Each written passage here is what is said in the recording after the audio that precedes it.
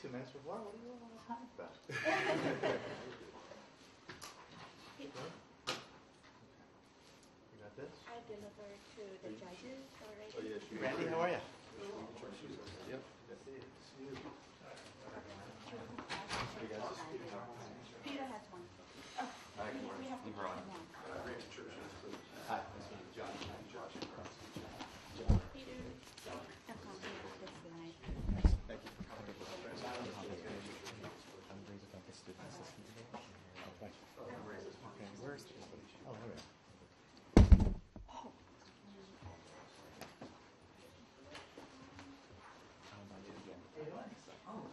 Once we get the timer in a sec, I'll give you a circle.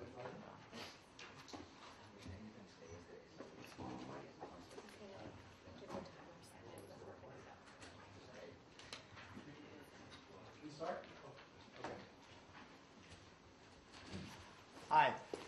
Good morning, everybody. We're here for the presentation for Anders Inno, and I want to tell you that the groups work very hard, and I think you'll find the presentation quite informative. Thank you for the 3 judges today: Randy Churchill, Larry Renaud, and Mark Wazelju. I pronounced that right? Yeah? Okay. Good. All right, so what I'd like to do is just to be clear that the presentation will be 15 minutes. The judges and only the judges will be the ones to ask questions. And then after the Q&A, if anybody here wants to talk further, please come back and you can talk with the group after the presentation. Also, right after this, we have to leave the room for the next presentation. So with that, I'll turn this over to the group. Go ahead. Peter, are any of the executives here? Just curious. What's that? Oh, excuse me. Pardon me. Go ahead. So, Hi, Tony, trustee. I'm the CEO of Founder. Just want to make sure when we ask the tough questions. yeah, ask the tough questions. Ask the tough questions. Successful serial entrepreneur, next endeavor. So please go ahead. The clock already started. Should we? Come on. Okay. Can we? Okay. Good morning. My name is Harad Hamali, and I'm here with my GAP group comprised of Josh Schachter, Alexis Julisher, Henny Junis, and James Wright. Our advisor is Peter Cowan, and we're here on behalf of Anders Innovation and their product Anders Benchmark. Before I delve into the presentation, I'd like to give you a high-level overview of what the presentation will entail. We'll start off with an introduction to Anders Innovation and their product Anders Benchmark, which after doing initial research, we found that their product would not be viable for U.S. market entry. Thus, our group proposed a product extension that we believe will capture the right customer segment and market segment, allowing for U.S. market entry. We'll round off our presentation with a tactical U.S. entry strategy, as well as the associated financials. Anders Innovation is a 5-year-old Finnish e-commerce organization founded in 2008 by a young and energetic entrepreneur named Tomi Alapetikoski. Over the 5 years, the company has grown to over 30 employees with 3 offices, the headquarters of which are in Turku, Finland. Just last year, the company did 4.3 million in revenues. If you take a look at the chart up here, you'll see that 65% of those revenues come from a suite of products that leverage those products into consulting, the product license fees, as well as the customization around them. The remainder of the 35% are diversified across subsidiaries, which span from anything from online retail to online gaming. Anders' goal in coming to GAP is to create a digital marketing platform that they can use to scale both in their native market of Scandinavia as well as in the United States without having to grow human capital. The Anders product Benchmark, which is an alpha or developmental form, is an all-in-one digital marketing tool that allows the user to bring their digital marketing strategy in-house.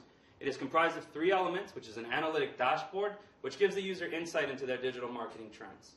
There's a strategy wizard that gives recommendations on how to perform and how to change strategy based on those trends. And finally, there's a guidebook, which is an ever-present reference so that the user can go ahead and reference that for e-marketing know-how at any point in time. Once being presented with this product, it was our group's objective then to go out into the market and do research to see if it was viable for U.S. market entry.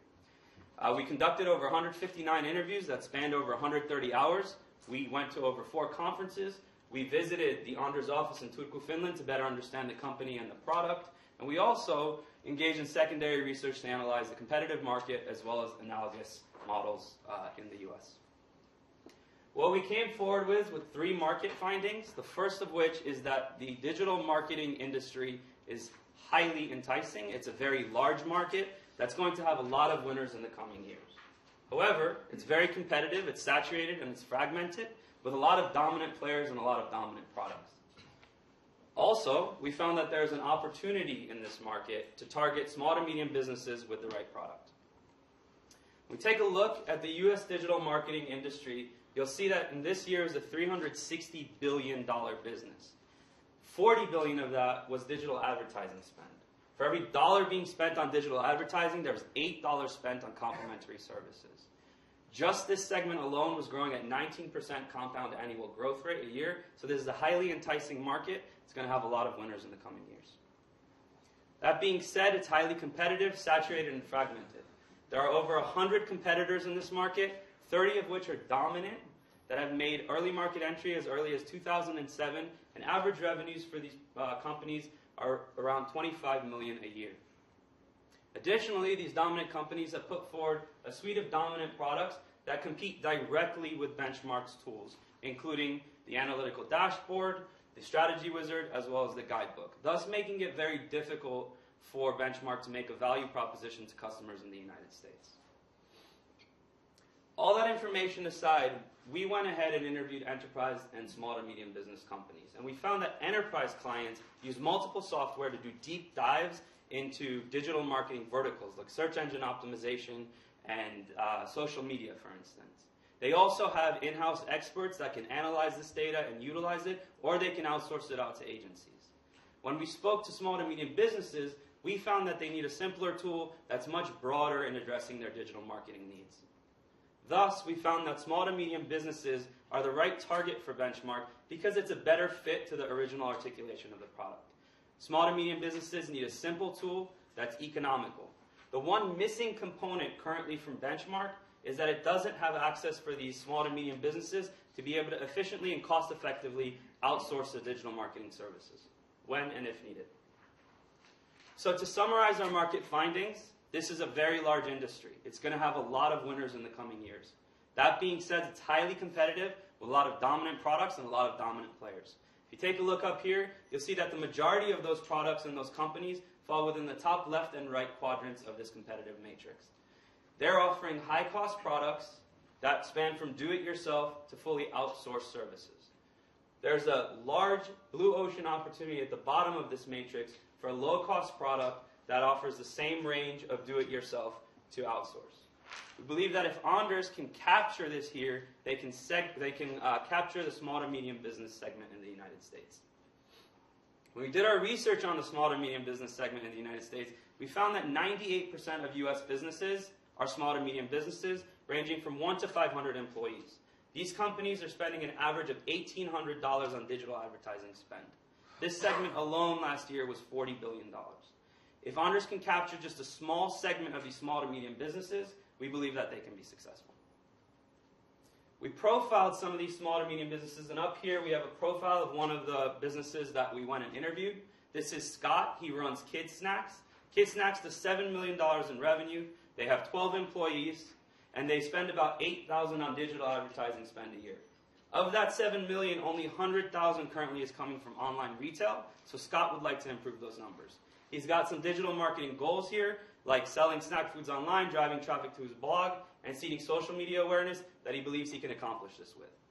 That being said, the majority of the products that are currently on the market assume a large level of internal capacity in these small to medium businesses, and that's unfortunately not the case. So whereas they might diagnose what a business should be doing, they don't give them the strategy or the ability to do it in terms of being to outsource it out to consultants that can help. So the missing piece for small to medium businesses up until this point is a simple tool that's cost effective, that has the ability to outsource to consultants when and if needed. This is where our product extension comes in. We think that if Anders can connect an affiliate network to their existing product of consultants who can help small to medium businesses with their technical needs, this product will be successful and it can capture this segment. These small agencies will be between 1 through 5 employees. They'll have expertise in 1 or 2 realms like search engine optimization or social media, and they'll be pre-vetted for quality through Anders through some sort of online process. This is the key differentiator that we believe will allow Benchmark to capture the small to medium business segment. So what does this look like? For Scott, Scott would go ahead and log on to Benchmark. He'd put in his email. He'd pick what type of business he's in. He would pick how much revenue he's doing yearly. He would go ahead and address what his goals for digital marketing are. He'd pick the social media tools that he's utilizing, and he would get his digital analytic dashboard here. It would suggest to him or let him know that his Facebook profile is performing well under the industry average. So Scott might not have the internal capacity here to be able to run a Facebook audit in-house. What the benchmark extension will do is send him an email with a cost-effective solution to have a quality consultant run that Facebook audit for him. When we interviewed small businesses across the country, they were highly enticed by a product of this source. By taking a look up here, you can see that Scott said he'd be interested in a simple product like this that would allow him to access network affiliates when and if needed. Though we didn't find a direct competitor for this model, we found successful analogous model in the United States and abroad. Constant Contact is a U.S. company that allows small to medium businesses to use an online tool to do email marketing campaigns. They also connect them to a network of affiliate consultants when and if needed to help them launch those campaigns. Constant Contact is a public company that did just over $280 million in 2013.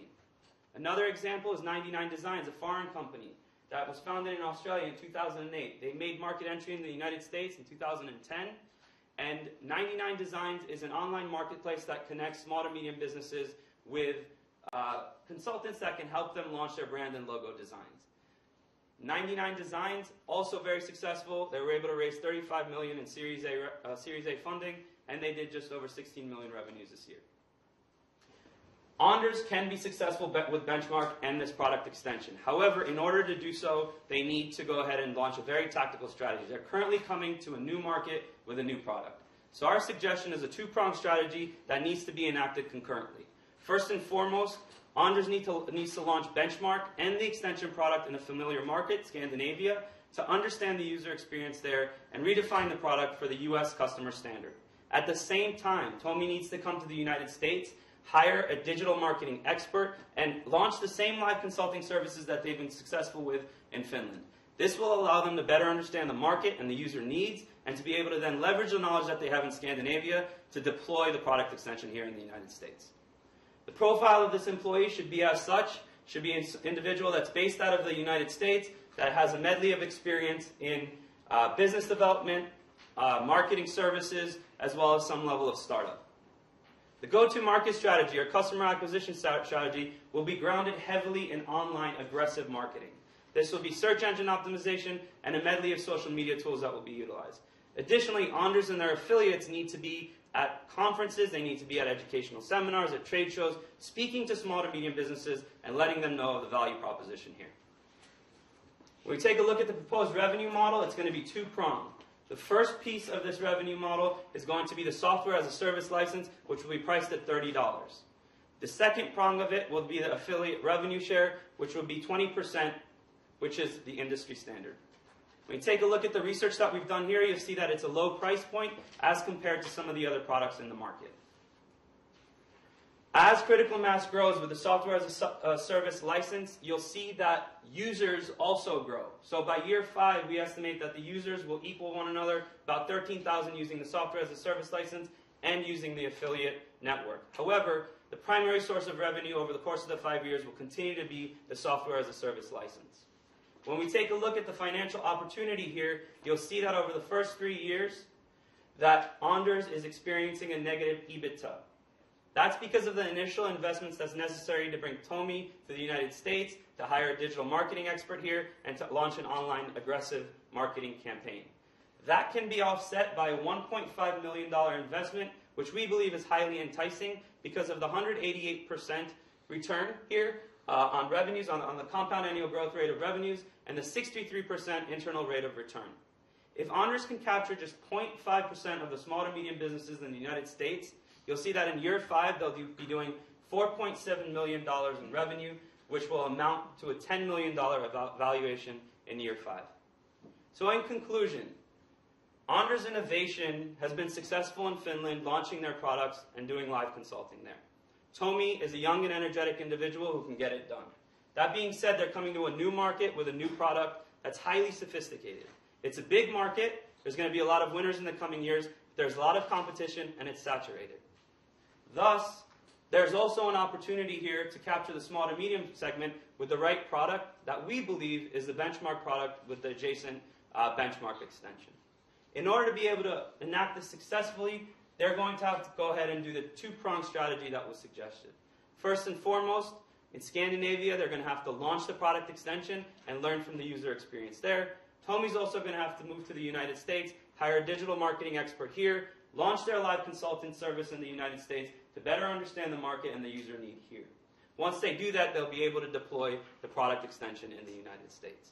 Although this will require a $1.5 million investment that needs to offset the initial cost of bringing Tomi here and launching this in the United States, we think that's highly enticing to funders because of the 188% compound annual growth rate of revenues, the 63% internal rate of return, leading to the valuation of $10 million in year 5.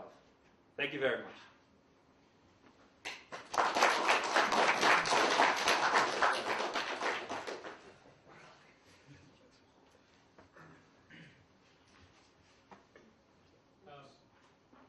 Great presentation.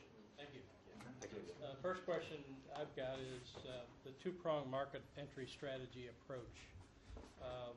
Has the team considered the risks to the core business in Scandinavia by doing a concurrent two-prong approach? And Tomi moving to the U.S., will that pull him away from continuing to grow the business in Scandinavia? Tomi's staffed up in Scandinavia, his business, back outside Helsinki. So we have confidence in Tomi's ability to execute and be able to manage his program. And, even if he is over in the United States, like right now, Tomi will be in the States for about 5 weeks. Tomi, So we've got full confidence in his ability to he's put the proper people in place to continue his operations in Finland. And as far as having a product both in Finland and over here, we believe that the Finnish market is something that they're comfortable with. They've obviously achieved success working with businesses out there, and we think it's just that comfort zone that makes it the right kind of opportunity for them to start and learn about what works and what doesn't when they launch this platform. I perceive that exact risk as the one that just jumped off the page at me. So a little more specifically, you've got the benchmark product. It's going to be a SaaS platform. Is that correct? Mm-hmm. So it looks like in the business plan there was some problems with it initially, and it's almost been a restart on the technology. So it's been since August, so it's only 3 months since you've been developing that product. So does it make sense to bring the CEO over when there's a brand new product launch in the home country? I mean, I understand his capabilities, but Sure. It just sounds like there's a big initiative going over there, and the new initiative is contingent upon the success of the SaaS model. So I'm looking at $1.5 million in investment to bring him over, to hire a digital marketing expert, to launch a consulting service here that is only going to be successful if the SaaS model itself is then successful. Yep. So it just seemed like a huge financial, a third of the company's existing revenue. That's the amount of the spend for to me, it just struck me a two-step approach might be better. Develop the SaaS model in Scandinavia, and then when that proves success, maybe then roll it out. And to be frank, you're absolutely right. You could have the two-step phase approach. One of the charges of GAAP is to help the foreign companies come together with a strategy to enter the U.S. market. Right. So we wanted to make sure that we fulfilled that obligation of the program and giving them a recommendation of how they could do that. But there's also different risk profiles too. So, okay. Thanks. You identified this blue ocean opportunity at the low-cost service. I'm curious, with so much competition in the space, why nobody has bothered entering that area? So what else? Like you can probably talk a little bit too. A lot of the players, HubSpot, for example, I use them. They're a very popular one with everyone we've spoken to, mostly enterprise and agency level. They tend to create a product which they can sell into enterprise because that's where the big dollars are in terms of the $400 billion market. Only $40 billion of that was in small businesses. So large companies, 500 employee plus, are making up the rest of that. And so everyone's making products and trying to go after those big players, and they're just kind of assuming that the product will trickle down to small businesses. And so what we found is that there's a disconnect with the simplicity and the step-by-step kind of breadcrumb nature of the product that small businesses demand, because they just don't have the in-house technology or savvy individuals to operate these products. And certainly a lot of these products come with consulting you've got to pay for, but again, it's kind of like a take our product and we'll make our money on consulting on you. That's just not attractive to the small business. So. It's also not attractive to the HubSpots. They said it's extremely difficult to go after the small business market. It's extremely fragmented and they're not early adopters. So I had a question on the actual technology itself. You listed about 100 competitors, and so it's obviously very crowded. My firm works with a bunch of smaller companies in the same space that are probably under your radar. So what I see as a trend for this type of company is technology that not only presents a dashboard and some suggestions, but it actually has call to actions embedded in it. So the technology actually integrates with the e-commerce platform of the company. Is there any of that contemplated? It's great to make a suggestion to bring in a consultant. It's another thing to actually have tools that allow you to immediately do things. Did you go to slide 70? We didn't want to take up too much time during the presentation when Rob was going through the screenshots, but you can see here kind of a proposed product flow of the new product with this affiliate extension. And so you're exactly 100% correct. And sorry if we didn't properly convey that, but that is only part at 15 of the plan. minutes, right? Only 15 minutes. So the idea here is that, Scott, as you have him, he registers, he answers questions that help the platform understand who he is and tailor the experience to him. He's able to sync up, his goal creation. The platform helps him create goals. He's able to see a dashboard and sync in all his third-party, Salesforce, LinkedIn, Twitter, et cetera. And then there's an alerting system that's based on his KPIs that are set up for him, right? Of hey, your LinkedIn views are down, your Facebook views are up, et cetera. And then there is an alerting system here that does give you action items based on those alerts of what your next action should be. And that's also where we see it as a great bridge between, hey, there's that call to action, and we can use that as a lead generation to working with the affiliates and to purchasing the products that they're offering. So it all kind of comes together like that. Is it integrated right into their company's e-commerce platform so they can can they see the behaviors of potential customers who come to the site and maybe fill a shopping cart but then don't buy? Is it that granular? In this incarnation, it's a standalone product. Okay. But we've spoken to Tomi about actually, and Tomi's in the process of speaking with a reseller about actually integrating it into their e-commerce. Because I think that's key because you see a lot of those companies. While you're on this slide, is there an expectation that a new SMB that you get as a customer, after a year using this tool for a year or two, is going to need to continue to pay the SaaS license? Because he's already got the analysis, he's already got the consulting reference. Is there a need to continue paying the license fee to use it after the first year or two? We believe so. Google's constantly changing their algorithms, right? So if day one he's set up and he's happy the first year, and and he quits using it, and Google changes their algorithm, he's going to need to come back to the product. So I think that the space is changing so much, and the technology, the competition, the customer, that there will be continual benefits. So the answer is the tool is going to have to be continually refreshed. Yes. And updated. But the tool will be able to identify if Google changes their algorithm, the tool doesn't need to identify that. It can identify that your page ranking is dropped or whatnot. Mm-hmm. So it will be able to continue to alert the problems, but it'll be, and that's where the affiliate really comes into helping you figure out what's causing this, what are the issues, and how can we improve it. Okay. So it's a little unclear to me. I love the idea of lead gen from the business's standpoint, but from the customer standpoint, why that's a differentiating factor that they would choose Anders over any of the other competitors. So why would they choose Anders? Just because they have access to this affiliate network? Correct. It's not something that's offered currently. And so when we interviewed small businesses and reviewed potential customers, their response was, well, that's great, but I don't necessarily know what to do with this information, and I don't necessarily have the time to read through a guidebook to find out. It depended on the individual. Some individuals were really excited to learn and loved the access to the guidebook, and others thought, this is going to take up way too much of my time, I just want to focus on my core business. So having someone that's affordable rather than an agency that you have to retain and pay every single month, whether or not you need them, and they're very costly, by the way, about $600, $500 a month. That was appealing to customers we spoke with. And to also be quite frank, some of the customers, small businesses we spoke with, are paying freelancers or whatnot for website development, for Facebook. But one of the concerns they have is that they can't tell whether that person's doing an effective job or not. And so that's where the benchmark really comes full circle. We can allow these small business owners to see, are my page rankings increasing? Are these things happening? So am I getting my money's worth from these affiliates or these consultants? The other question I had on the product was, it was unclear to me where the Anders product stopped and the affiliate lead gen business began. Sort of, what are the services that the product offers, and where does that cut off? I guess if any actually go back to the slide, go back to the same one.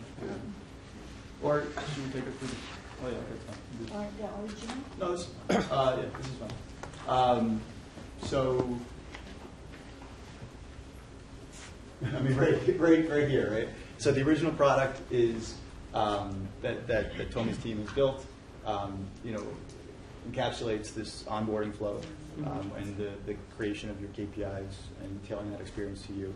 The extension that we're proposing is, like you had drilled in on before, where the call to actions that are based on your metrics and KPIs lead you into the services that the affiliates provide. Did I answer the question? Not exactly. So my understanding was that there was some call to action that the system, the strategies actually provided itself, right? So forget the lead gen for a second. What does the benchmark program actually tell the users that they can do, right? What are the various levers that it teaches them to use before you even get to the lead gens? I guess that's what I'm trying to understand. It would all be, so imagine that you've got a list of action items that you're assigned, right, based on your measure. Some of them may lead you into services. Some of them may be things that you can do on your own. Right. What are those things that you can do on your own? I guess I'm trying to ask specifically. Facebook post, tweet, Okay. etc. Right. You should be posting more on Facebook. You don't need somebody to do that for you. Okay, so it's social media. Social media, it's SEO. It may be things that are as basic as setting up, a website and a blog, right? I mean, it depends how nascent a level you get. But it's your entire online presence. Okay, and then the affiliate experts would be people who took that to a secondary level. Yeah. Okay. Yeah. Exactly. So I have a question for your brand expert. You didn't mention this in the presentation, but in the business plan you said you have or are going to suggest to the company to change the name of the product from Benchmark to Marketing Shepherd. Is that going to be one of your recommendations? And if so, how is that better? I understand Benchmark. It has a real consulting feel to it, but what Marketing Shepherd, is that just to convey the kind of all in one? Do you like the name? No, not really. That's why I'm asking. Our thought was that benchmark was a bit misleading.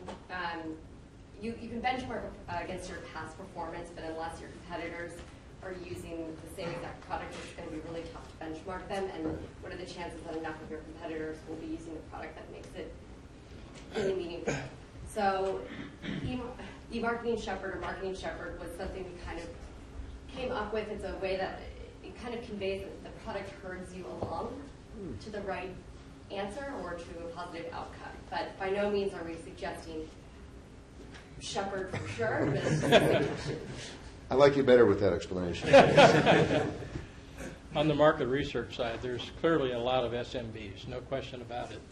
I guess I'm curious, did you reach enough of them to come to a valid conclusion that there's enough of them that are going to want to try this tool, even though they're going to eventually wind up with a consultant? And using the tool takes their time. So, do we have enough opportunity there for those SMBs who are going to be willing to invest their time, even though they're going to wind up with a consultant, as opposed to going to a consultant first? So I don't think it's necessarily guaranteed they're going to end up with a consultant.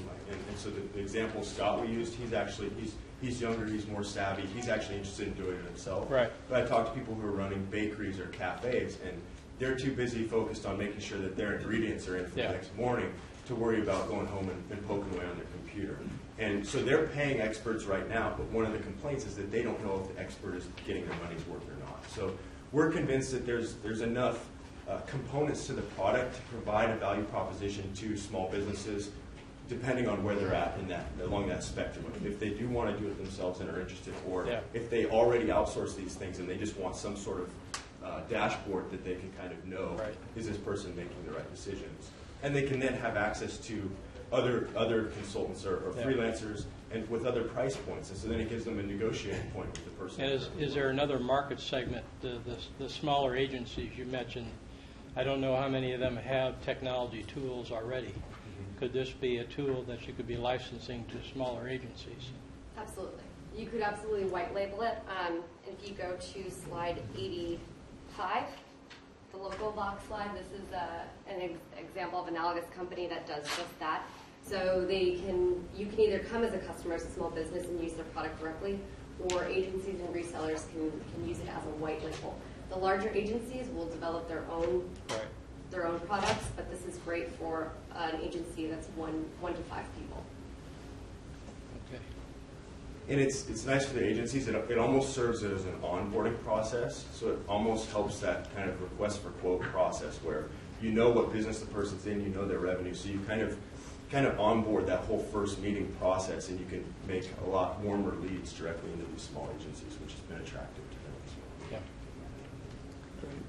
Yeah. Did you consider segmentation within the small business market? It's such a broad area that you're targeting. Where do you start and how do you start acquiring customers? We did. So I think the idea is you're not even competing in the U.S. yet, so get here and get a few customers and build from there. But what we would recommend is companies with over 5 employees and up to 50 million in revenue. So between 1 million and 50 million revenue, and between 5 employees and 500 employees. Penny, if you go to slide 57. So we kind of had it segmented with less than 50 employees and 50 to 500 employees. Penny, if you go to 58, please. So I just ran a quick search on Reference USA for the Los Angeles market to say, let's say 1 million to 50 million, and 5 employees to 500 employees. How many potential customers are there? There's 9,000. So that's not as many as Benchmark would need to hit our financials, but there's a lot more cities with a lot more small businesses. If you go down one more slide. So I just picked LA, San Diego, New York, Chicago, Seattle. There's 54,000. So there's certainly a marketplace for that size range. Those are companies that kind of are up and running. They're not the startup phase. They're not the sole owner phase. So we think that would be the attractive segment to hit. Great. Is that it time-wise, Peter? Or You have 3 more minutes. Oh, wow. Any more candidates? From a product pricing standpoint, I'm curious how you looked at it from an ROI perspective, from the customer's standpoint, and in particular, if you could address additional spend that the product would be recommending that they make beyond the license fee. That the product would recommend that small I businesses- presume in some cases the product benchmark would recommend that they increase their Google ad spend or their Facebook ad spend or whatnot, right? So that's additional cost that would be coming out, not revenue to you, but cost to the business owner. Sure. I don't know that we, to be fair, estimated what the cost would be, the services combined. It would depend really on your appetite to follow the action items that we're recommending to each business owner. Sorry, 62. This shows what the companies with 50 or fewer employees are currently spending. So this gives you an idea. So the average was $1,800 a year. So they've broken up here. So there's definitely a willingness to pay for these services now. And what we've seen is that trend is growing. So people are moving from yellow pages to digital. Price is an important factor into the recommended product, right? So at $30 price point per month, that's obviously, as we showed in the previous slide, it's a lower tier. And not that necessarily want to compete on lower price, but we do feel that's an important entry into the small businesses. There are competitors out there that do offer turnkey solutions, right? That like a Reach Local, the public company based up in the valley. For about $1,500 a month, they'll do it all for you.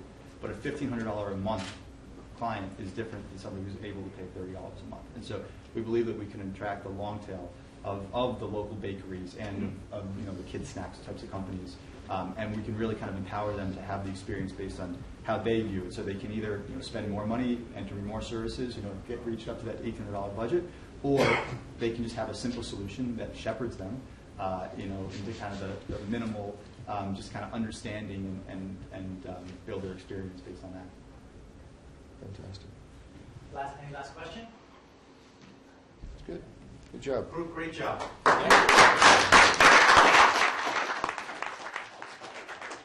Judges, I appreciate your knowledge, taking time to read the plan, and your very thoughtful questions. I appreciate it very much. We all appreciated the different angles and perspectives you had, and a very good way for the group to show a lot of thought they had in preparing answers. So, group, very good job. Very nice. Tony, we'd like to thank you as behalf on UCLA. Thank you for giving us the chance to look at your company. Thank you. Pleasure. All right. My pleasure. Thank you. Well done, everybody.